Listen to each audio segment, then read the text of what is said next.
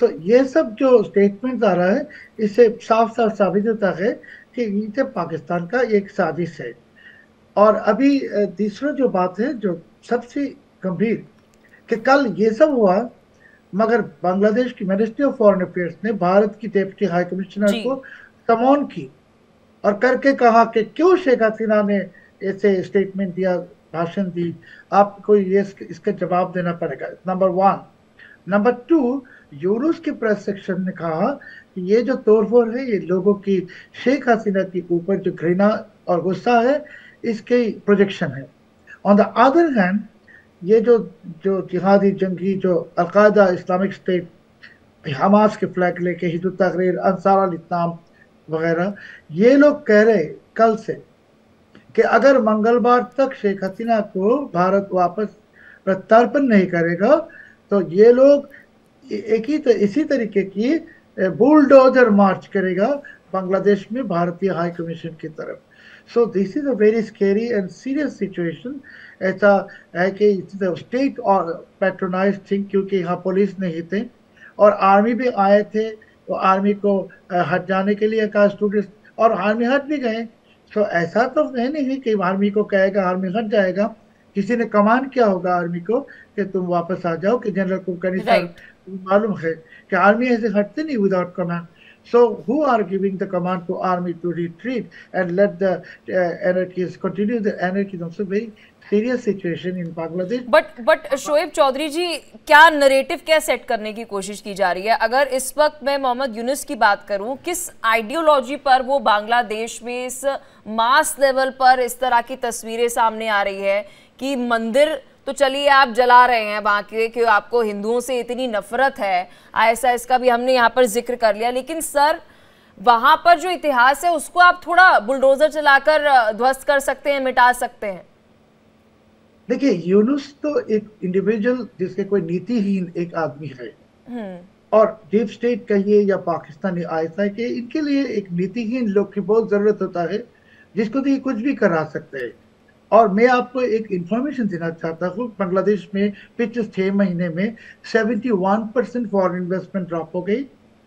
और पिछले 6 महीने में यूनुस ने आईएमएफ से, इंटरनेशनल मॉनेटरी फंड से, 4.9 बिलियन डॉलर की पैसा जो लिया, ये पैसा का कोई पता भी नहीं है, खबर भी नहीं है। हम्म। सो यूनुस ने अच्छी तरीके से लूट रहा है पैसे, और इनके तो भागने के दिन आ गया, वो भाग भी जाएगा। और उनका जो मिशन था बांग्लादेश को बर्बाद करना, पाकिस्तान जो वो क्या कहते हैं, प्रतिशोध लेना चाहते हैं, रिवेंज लेना चाहते हैं 71 का, वही पूरा भी हो रहा है और कुछ भी नहीं है।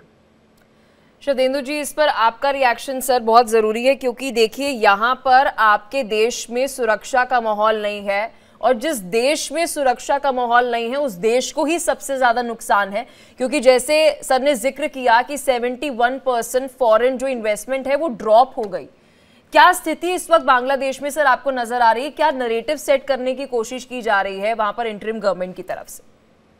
देखिए, जो इंटरिम गवर्नमेंट है बांग्लादेश में, मैं पूरी तरीके से कन्विंस हूं कि ये बांग्लादेश के पब्लिक रिपब्लिक को कन्वर्ट करके इस्लामिक रिपब्लिक में कन्वर्ट करना चाहते हैं। ये इनका मेन मकसद है। और तमाम तरीके की जो कॉन्स्टिट्यूशन में अमेंडमेंट करेंगे, तमाम तरीके के जो गवर्नमेंट के इंस्टीट्यूट हैं उनमें अपने नुमाइंदों को लाएंगे और एक तरीके का फंडामेंटलिस्ट अप्रोच के साथ इस्लामिक अच्छा। स्टेट में कन्वर्ट करने की तैयारी चल रही है। इसके लिए सारी फंडामेंटलिस्ट फोर्सेस वहां पे पूरी तरीके से एक्टिव है। तो इसका देखिए एक झलक दिखी थी, जिस तरीके से हमास का झंडा, आईएसआई का झंडा और इस तरीके के तो जो रिप्रेजेंटेशन वहां हुआ है, तो ये एक बड़ी अलार्मिंग सिचुएशन है। धर्म के नाम पे उनको गुमराह करने की कोशिश की जा रही। लेकिन मेरा मानना है कि बांग्लादेशी मुस्लिम जो हैं, वो जो एक बड़े जागरूक कौम है, सेंसिटिव हैं, जागरूक हैं और अपने कर्तव्यों को समझते हैं। तो लिहाजा इस तरह ड्रिफ्ट होने की तरफ तो मुश्किल है।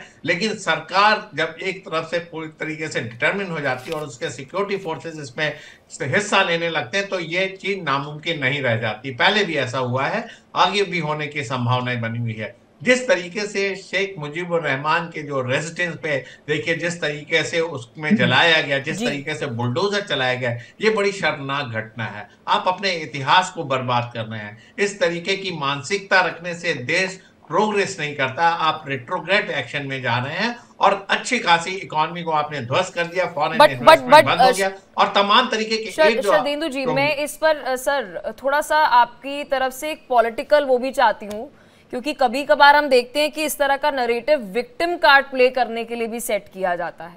क्या ये भी पॉसिबिलिटीज है? आपका एनालिसिस क्या कहता है सर?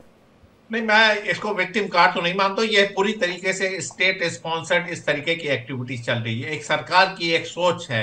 मोहम्मद यूनुस साहब इतने बेवकूफ नहीं है जैसा वो पोस्ट करें, अब इतने निरीह नहीं है जैसा वो मीडिया के सामने अपने हमेशा आते हैं, और एक तरीके का एक इकोनॉमिक डेवलपमेंट का मॉडल देते हैं। तमाम तरीके के रीस्ट्रक्चरिंग उन्होंने अपने तमाम डिपार्टमेंट में शुरू की है, लेकिन उस पर वो ये सिर्फ दिखाने की बात है।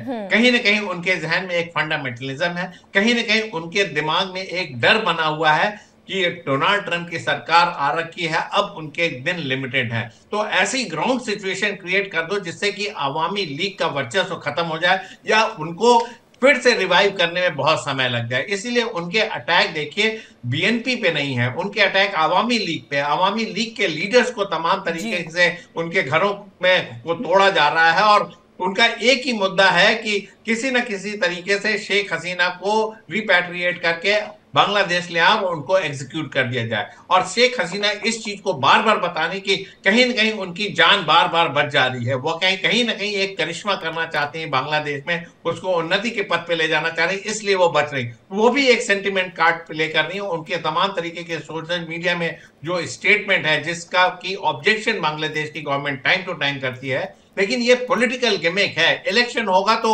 आवामी लीग को पार्टिसिपेट नहीं करने दिया जाएगा। ये उसी तरीके का इलेक्शन होगा जैसा कि आवामी लीग ने किया था, वन पार्टी इलेक्शन, और बीएनपी के नेताओं को जेल में रखा था। तो मेरा मानना है कि बांग्लादेश में आज की डेट में जो हो रहा है, मोहम्मद यूनुस साहब समझते जरूर हैं लेकिन कंट्रोल उनका नहीं है, क्योंकि वो फंडामेंटलिस्ट उनको डिक्टेशन दे रहे हैं। तमाम तरीके के जो पाकिस्तान के आईएसआई के लोग हैं, पाकिस्तान के जो सिंपैथाइजर हैं, चाइना का एक तरीके का डिक्टेट है, उसके तहत बांग्लादेश काम कर रहा है। संजय और एक डर का माहौल तो है सर, क्योंकि भारत हार्ड स्टेट्समैनशिप को फॉलो कर रहा है और इस वक्त जो हम अपने पड़ोसी मुल्क बांग्लादेश में देख रहे हैं, इतनी नफरत, ये नफरत की आग कहीं सरहद पार ना आ जाए। क्या एक्शन इस वक्त इंडिया को लेना चाहिए अगर मैं भारत के सिक्योरिटी पॉइंट ऑफ व्यू से बात करूं? क्योंकि हम इग्नोर नहीं कर सकते, ये देश जो है ये इधर उधर का कोई देश नहीं, हमारा पड़ोसी मुल्क है। पलक जी बिल्कुल ठीक कह रही हैं आप, क्योंकि भारत का तकरीबन 4095 किलोमीटर लंबा बॉर्डर बांग्लादेश के साथ है।